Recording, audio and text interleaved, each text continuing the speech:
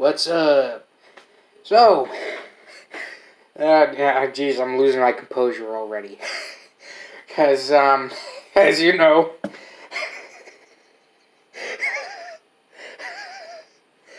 so, we all knew this wasn't going to last long, and it just, even though we all knew it wasn't going to last long, I don't think anybody knew that it was going to end like this.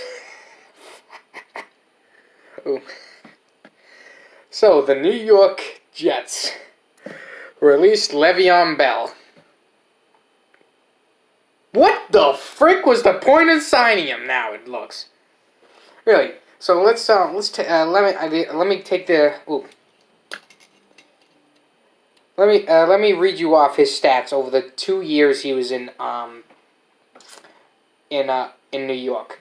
So he started 17 games, had 264 attempts, 863 yards, and scored only 4 touchdowns, 3 rushing, 1 receiving.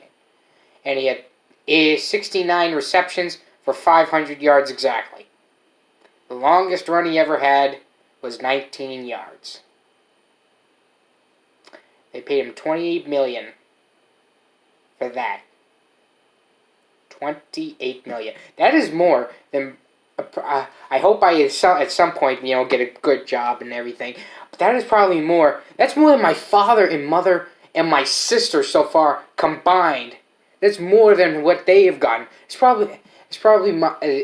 more money than almost 80% of the entire population of the United States will never make in their entire lifetime. This guy made it by barely. Now, let me get this straight. I'm not exactly blaming Bell here. I think it was just a completely bad situation from the start because we all knew that Adam Gase didn't want him. And that falls on the GM.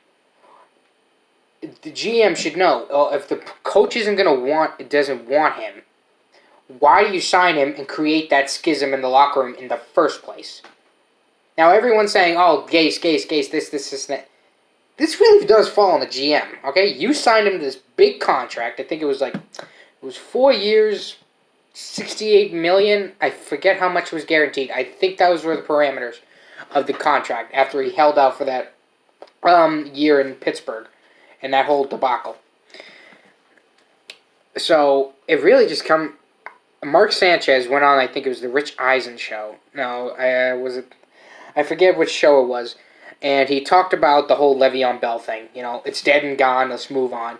But he made the point that he thought that the Jets were never even ready for a running back because they didn't have a line. They don't have good. I mean, they have some good blocking tight ends, but you don't have a line. If you don't have a line, then you can't really run unless you have a Barry Sanders, as he pointed out. Unless you have a Barry Sanders, then yeah, that's fine. But you don't. If you don't have a line, then your running back can't run. All right. And he also made the point, well, if you don't have wide receivers that you have to double cover and everything, then really, where do you focus? You focus on him. With also respect with the lines, they did have a few wide receivers that did demand like double coverage sometimes. So Barry was still able to did it, but enough about that. So it's just an all in all bad situation. But now he already gotten signed. Yeah, I am very surprised that the Chiefs signed him and everything. But there was some points made that they were really looking for a veteran running back since Damian Williams opted out. So now they have him. They signed him to a 1 year, I think it was $1.69 million contract. So, and then the Jets are still going to have to pay him. All right, they're going to have to eat dead cap for the next 2 years for cutting him. And this is a big why you do not wait till after the season is beyond me. Or why don't you wait? And this point was also made, I think, with a few people. Why not wait till week 8, where some running backs, get hurt and everything are going to be out for a little while? Or why not wait then when there is a market and demand for running backs or veteran running backs? Then you could at least get maybe a 5th or a 4th and everything. But then again, you can also look at it as well. What's the point of getting a 4th or 5th and everything? Let's just cut him now and what's the point? and both arguments you can say kind of weigh themselves in the perspective of the person talking about it. But honestly, it's just all in all, they never should have signed him. For one thing, if the coach wasn't going to like him, and again, as I said, that falls on the GM not making it. But then also it falls on the coach that since, and as I said, they don't have a line, but it just seems like they misused him, in my opinion. Like when the Vikings traded, I think how many picks it was to the Cowboys for Herschel Walker. And Herschel was a great player, over 1,000-yard seasons. The 2 years he'd been in Texas, 2-time Pro Bowler, All Pro, everything. Then when he goes to Minnesota, he never has a 1,000-yard season. I don't think he had ever more than 800. Why? That and it has been made a point that probably the Vikings misused Herschel, and yes, they did. And his carries went down, his usage went down, everything went down, and so now everyone just says, "Oh, Herschel was bad. Herschel was bad." Blah blah blah blah blah.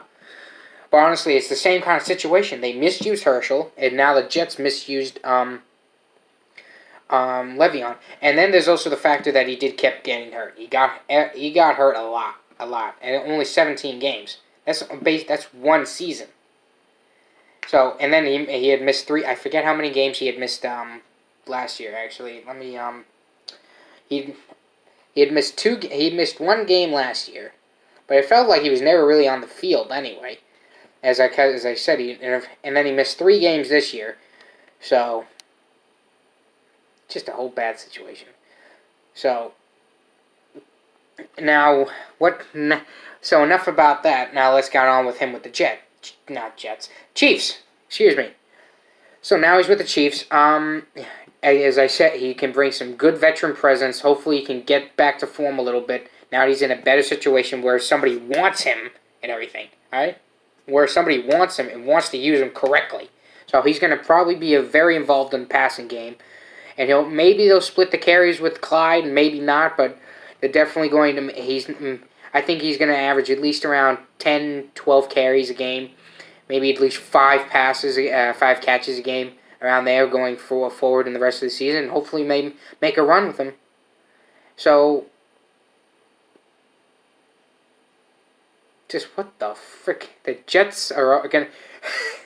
The Jets are going to jet. I'm just glad they're not my team. Alright, see ya.